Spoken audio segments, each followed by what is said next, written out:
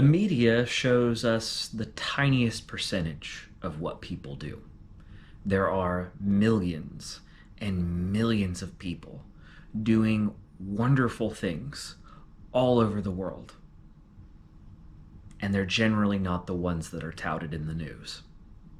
Beardos, beard fans, villains. Welcome to Villainous Vox, a voice for the villains. Today we're looking at another quote from Mr. Rogers. It's a little bit longer quote, and I think it's an important one. He's talking about the media and the power of the news and what media tends to portray more than anything else. And I think this is true at every point in history of media. Where media has been, this has been the pattern.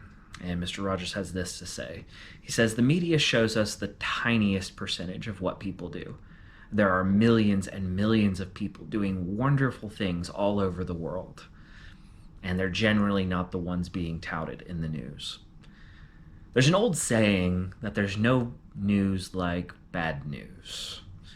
And this is a rule that the media really tends to follow. If you look at news, it's very rare for good things to be in the news. Now, every once in a while, there'll be fluff pieces, there'll be things that are there that are heartfelt and genuine, good things that people want to encourage others, but they're very rare.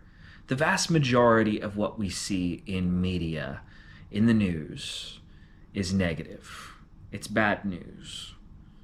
It's because bad news tends to sell. It tends to get the clicks. It tends to get the money. It tends to get our attention. But the reality is this, that good things happen every day. There are people doing extraordinary, wonderful, profound, world-changing, life-altering things every day that are wonderful things. And these things don't get covered. And it gives us a very grim look of reality. It gives us a very grim outlook on life. To only see the negative things and not the positive. But good things happen all the time, even when we don't see it. So, when's the last time that you heard some good news? 2020 seems to be the year for bad news, but when's the last time you heard some good news?